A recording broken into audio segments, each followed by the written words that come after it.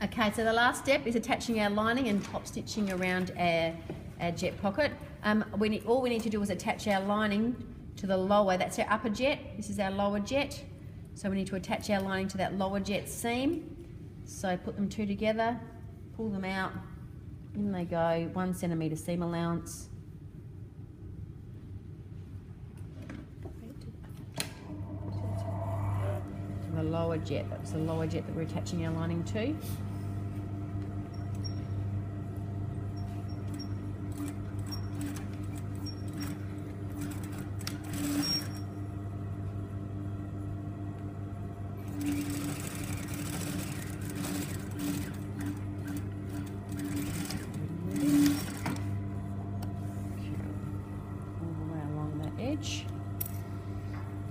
Okay, you can probably just use your fingers to push that lining down so that it goes down in towards your pocket, because that'll be towards your pocketing. Okay, we're now going to top stitch along that lower jet section only.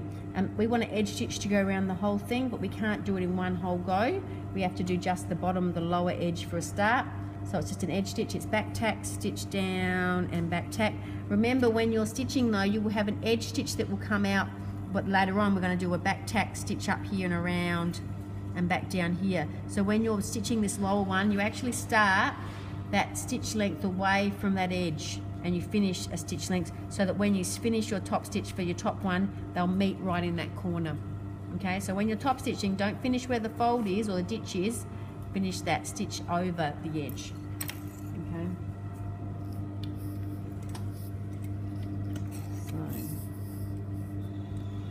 make sure your lining's pulled right down. You might need to walk into the corner like I do, because I don't trust myself in my back tacking.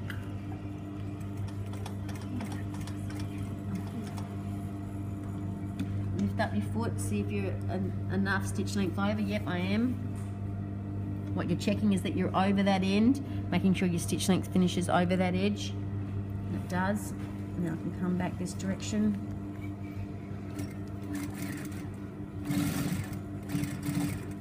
When you get to the end, same deal, you want to finish out just a stitch length over that end, so it meets up with the other edge stitch.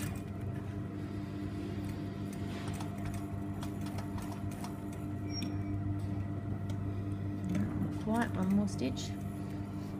Spin him around. Back we go. 1, 2, 3, 4 stitches. Pull him out. Trim him back to nothing. Those threads. Make sure you trim as you go, please. I've seen some of you guys not trimming as you go. Please make sure you trim as you go, so you get rid of all these loose threads. You don't want them being seen on the inside. Now we're going to place our facing. Find our facing piece. We're going to place our facing on the top here. We are going to use our double-sided tape to hold him in place.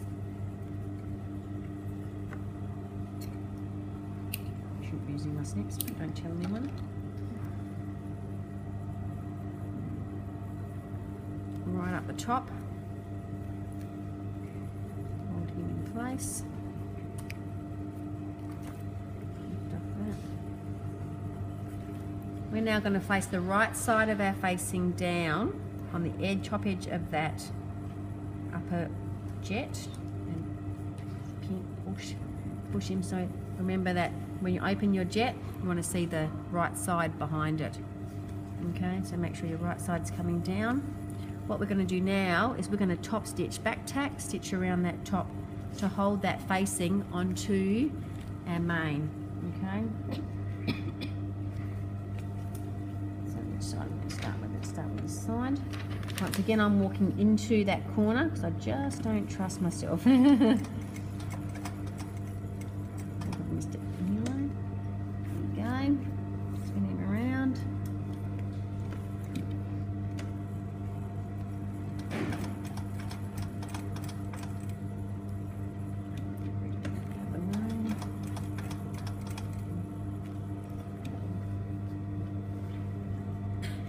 This is through all of your layers. You've got that double-sided tape that's holding all of those layers together there, so it shouldn't be moving around. Still use your hands though to hold it all together.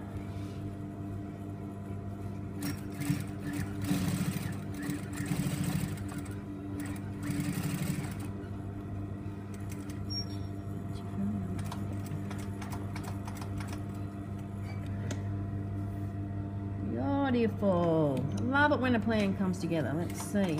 Walking down this side right into that corner. Not quite a stitch length. Let's bring it back a fraction. There. Spin him around. Back onto himself. Do my back tack. 3-4 stitches. Pull him out. Trim back all my loose ends. Okay, lucky last stitch. Lucky last step. That's a step and a stitch joined together is a stitch. Okay, we're going to join those two together. Okay, you could have done that before. You could have actually joined the lining onto that and then top stitch that. It really doesn't matter. You should have enough room to be able to do it. Joining that facing to your lining.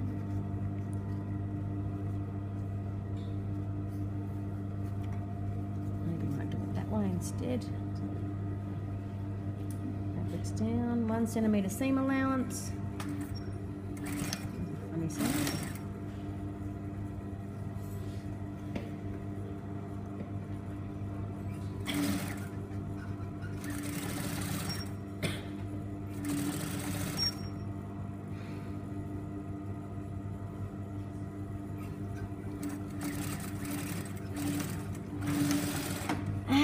Can anyone tell me from our memory of what happened before? What was our last step? Sides, that's right. Because at the moment we can put our hand through our or if we put our hand in our pocket, everything would fall out the side. So now we just need to flip over our side, and then we're going to stitch down our side. We're going to stitch as close as possible as we can, and see if we can catch our little triangle on either side as we go down as well. It's more helpful, adds more strength. Because of the bulk, I'm trying to push some of the bulk out of the way, starting up high. This is where you could use your zipper foot. You guys should all have a Teflon zipper foot. You could use that if you wanted to, rather than pushing that bulk out of the way. You could actually just use your zipper foot to go down the side there. I'm just pushing it out of the way. Pull it around to the other side. Other side, we can go. So close, you can almost smell it home. It's so much easier now that you've actually done your tailored one. Yeah. You've done your buttonholes, and now you're doing this. You should be getting a really decent idea of how it is to sew in a jet. So, right as close as I can get, all the way down.